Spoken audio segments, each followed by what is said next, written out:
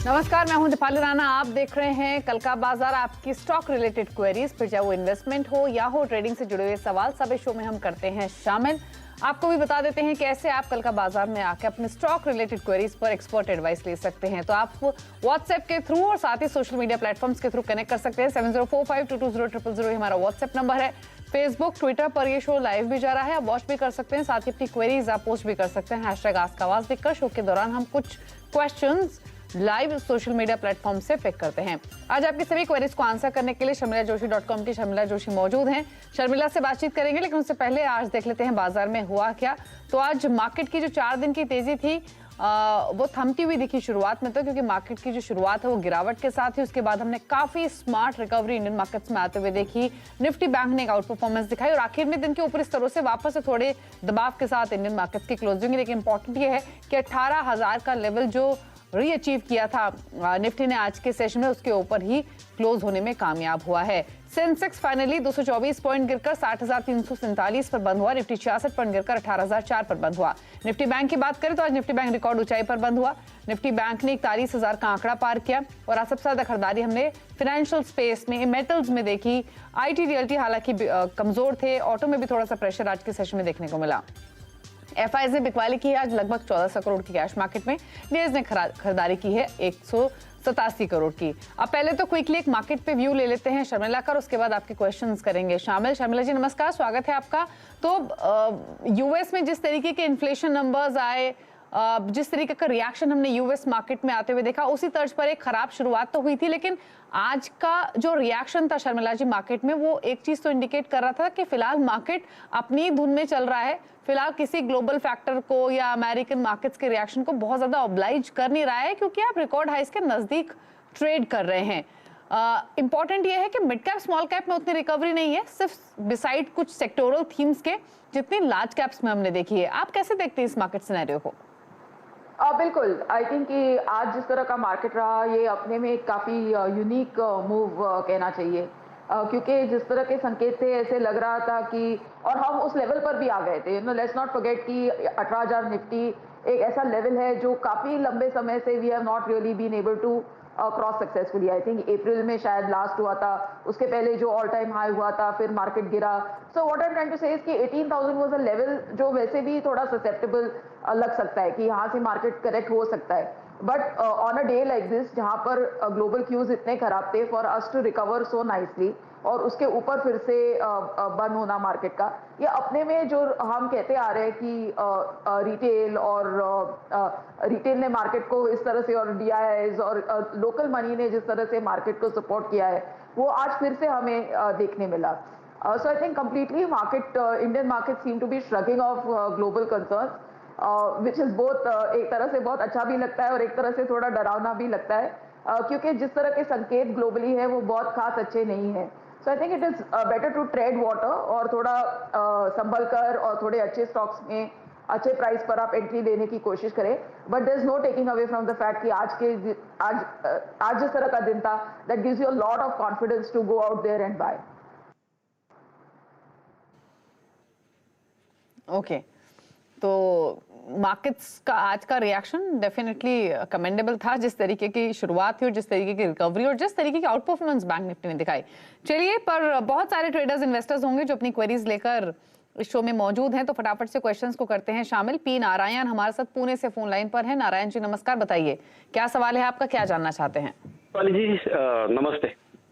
तकरीबन मैं 10 साल से अपना CNBC आवाज से जुड़ा हूँ। आपको पहले मैं जी न्यूज, अपना जी बिजनेस में भी देखता था आपको, तो बहुत अच्छा लगा आपसे बात करके। अभी मेरे 2 सवाल है, 2 सवाल पूछ सकता हूँ? Thank you Narayan ji. बिल्कुल 2 सवाल पूछ सकते हैं, बताइए। अच्छा, पहला सवाल है कि मैंने 2020 से लेके एवरेज कर करके मैंने 7,300 ITC लिए थे। तो मैडम से पूछिए कि ये अभी कितने होल्ड करना ठीक रहेगा या कुछ उसमें से आधा बेच दूं, क्या करूं, क्या स्ट्रेटेजी करनी चाहिए, एक। और दूसरा, मेरे पास पिरामल एंटरप्राइज थे 150, तो उसका तो अभी डीमर्जर हो गया। अभी मेरे अकाउंट में तो 150 का फिगर तो दिखता है, पर वो तो आधे से भी, आज तो 1,000 भी टूट गया उसका लेवल। तो वो मैंने अगर बेचा तो मेरे को जो मिलना है 4 शेयर्स मिलने एक के बदले, तो पीरामल फार्मा के, वो मिलेंगे या नहीं मिलेंगे? नहीं तो मैं बेचूंगा और वो भी जाएंगे मेरे, ऐसा कुछ होता है क्या? नहीं तो क्यों नहीं मैं समझी नहीं, आपको शेयर्स क्यों नहीं मिलेंगे? नहीं, मेरे पास तो अभी जो दिखता है 150 शेयर, उसका रेट 2000 से तो अभी 1000 हो गया। हाँ हाँ, वो तो डीमर्जर की वजह से हुआ ना, क्योंकि पिरामल फार्मा के शेयर्स अभी आपके अकाउंट में रिफ्लेक्ट नहीं हो रहे होंगे ना, जब वो रिफ्लेक्ट होंगे तो वो बैलेंस हो जाएगा। जी जी, उसको टाइम लगेगा, वो मेरे ख्याल से अप्रैल या कुछ दिसंबर टाइम दिया है। जी करेक्ट करेक्ट करेक्ट, ठीक है, पूछ लेते हैं शर्मिला जी से। पर मैं इंप्रेस हुई आईटीसी में, आपने क्वांटिटी काफी अच्छी ली है, 7300 शेयर्स, 240 का लेवल है, और देखिए जिसने पेशेंस रखा है, सही समय पे एंट्री लिए, तो आईटीसी ने उसको रिवॉर्ड भी किया है। और शर्मिला जी, इनफैक्ट आईटीसी का मूव इंटरेस्टिंग है, मार्केट ऊपर जाए नीचे जाए उसको कोई मतलब नहीं, उसको जब चलना है वो तभी चलेगा, बट अच्छे प्रॉफिट्स में है ये, क्वांटिटी भी ठीक ठाक है, क्या करना चाहिए अभी? तो एक्चुअली दो चीजें हैं। एक तो जैसे कि आपने कहा कि ITC is performing really well और 52 वीक हाई के क्लोज है। वैसे तो पूरा मार्केट ही हमें लग रहा है, लेकिन there are lot of stocks जो अपने 52 वीक हाई से काफी दूर है। लेकिन आईटीसी ऐसे खराब मार्केट, आज का जिस तरह का मार्केट था उसमें it's sort of made a new high, तो वो अपने में एक स्पेशल बात हो जाती है।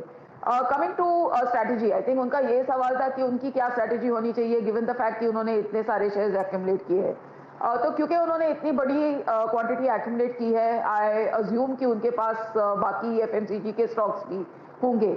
अगर नहीं है तो वो एक स्ट्रैटेजी हो सकती है कि आप थोड़ा डाइवर्सिफाई करके जो 4-5 बड़े नाम है एफएमसीजी के, जैसे कि एचयूएल है, नेस्ले है, डाबर, गोदरेज कंज्यूमर, अगर आप इंडियन कंपनीज ढूंढना चाहते हैं तो इस तरह के 4-5 स्टॉक का बास्केट अगर आपके पास है तो बिल्कुल मेरे हिसाब से जो आपके पास आईटीसी है उसके साथ आप बने रह सकते हैं।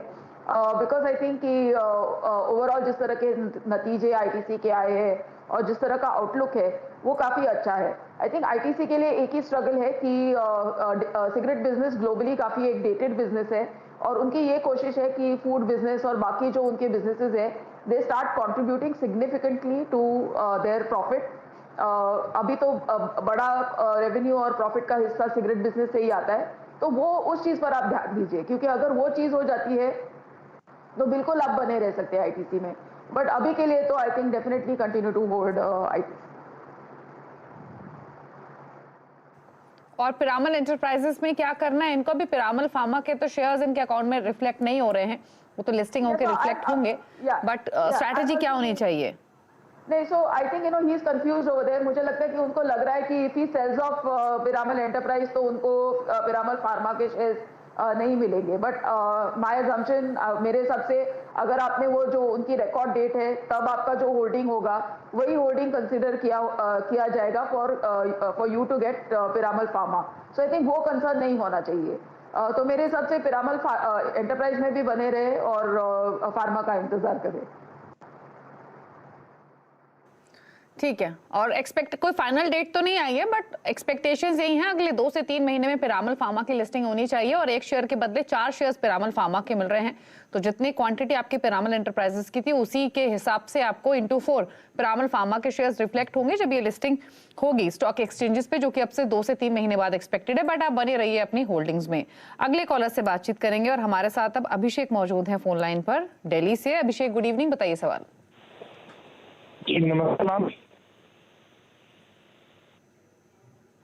नमस्ते, पूछिए सवाल। मेरे पास 500 शेयर्स है on an average price of 51। 500 shares है और 51 का बाइंग है, राइट? हाँ जी, एवरेज प्राइस 51। एवरेज प्राइस 51 है, ठीक है।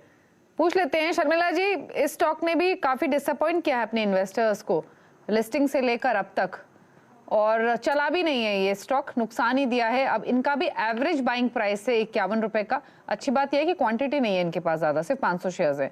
क्या करना है अभी? मेरे हिसाब से अभी के लिए बने रहे, बिकॉज आई थिंक कि नंबर्स थोड़े इंप्रूव हो रहे हैं और ओवरऑल आउटलुक भी काफी ठीक ठाक है सेक्टर के लिए। So I think this could be a wrong price to sell at. इस स्टॉक को जरूर रिविजिट करिए 1-2 क्वार्टर के बाद, लेकिन मेरे हिसाब से अभी के लिए बने रहे। ठीक है, तो फिलहाल होल्ड करने की सलाह है, बने रहिए। सुमृत कुमार हमारे साथ हैं आप झारखंड से। कुमार साहब नमस्कार, बताइए सवाल। जी नमस्कार मैम। बताइए कौन सा स्टॉक लिया हुआ है आपने?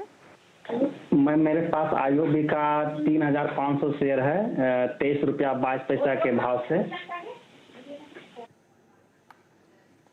Okay, Indian overseas bank. और ये आपकी क्या इन्वेस्टमेंट है? जी इनमें एक साल से होल्ड कर रहा हूँ मैम। 23 रुपए की खरीदारी है, 19 रुपए पर कर रहा है ट्रेड इंडियन ओवरसीज बैंक। बताइए शर्मिला जी, नुकसान तो है 4 रुपए का, क्वांटिटी 3500 शेयर्स की है, क्या करें अभी? Yes, so I think not my favorite stock.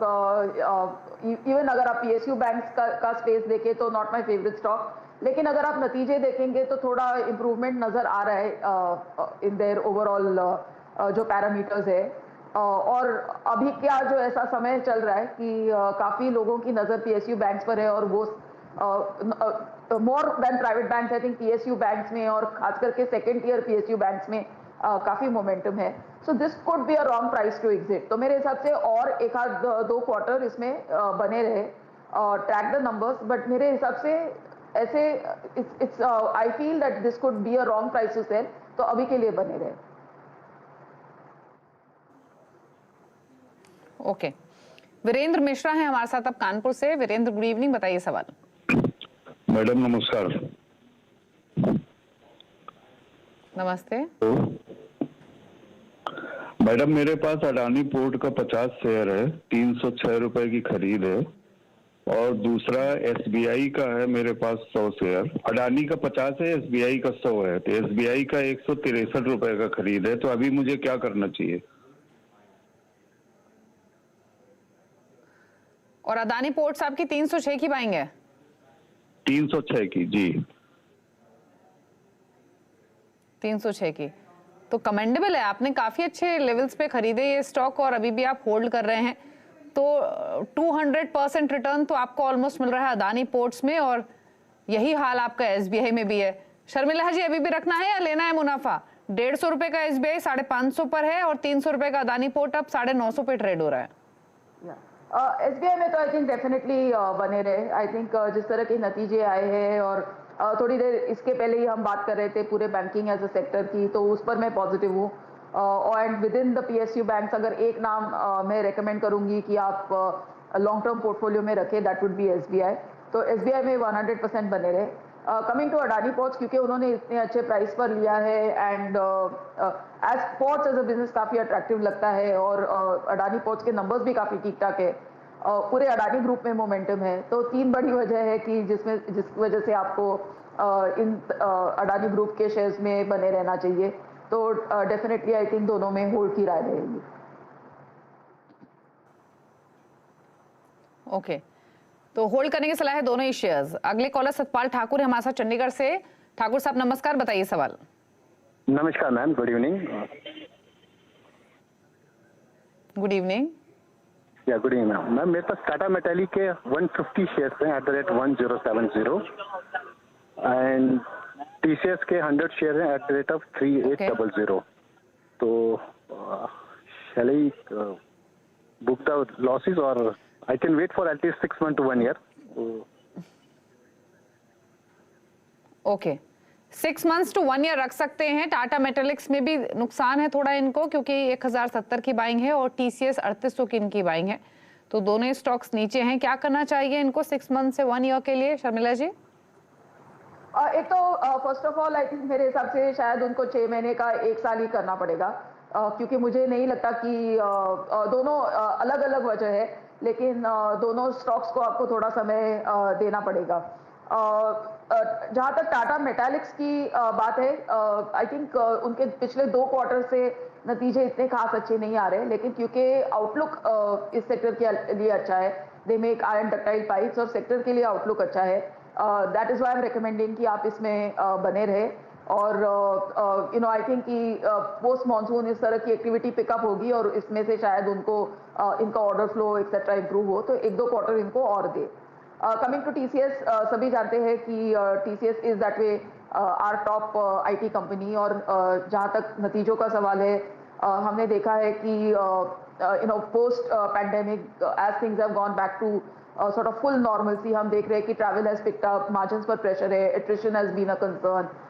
उसके साथ साथ यूएस में जिस तरह का इन्फ्लेशन को लेकर कंसर्न है और वो पूरा डिबेट चलता रहता है, हार्ड लैंडिंग, सॉफ्ट लैंडिंग। कल ही हमने इन्फ्लेशन के नंबर्स देखे, वो खास अच्छे नहीं थे यूएस के। To just make a short point, I think कि ये बात है कि फिलहाल इस तरह का थोड़ा it's a little cloudy outlook for IT majors, खास करके जो काफ़ी एक्सपोर्ट फेसिंग है। But that does not mean कि आपको इन स्टॉक्स को सेल करना चाहिए। Once again for me TCS is a portfolio stock, तो इसमें आपको बने रहना चाहिए। मेरे हिसाब से आपको 1 साल के बाद भी इसको बेचने का नहीं सोचना चाहिए। तो दोनों में फिलहाल के लिए बने रहे। Tata metallics more from the view point कि यहाँ से नंबर्स इंप्रूव हो सकते हैं, and TCS honestly I think you should make it a portfolio stock. Okay, अगले कॉलर से बात करेंगे। आशीष हैं पुणे से। आशीष, गुड इवनिंग, सवाल बताइए।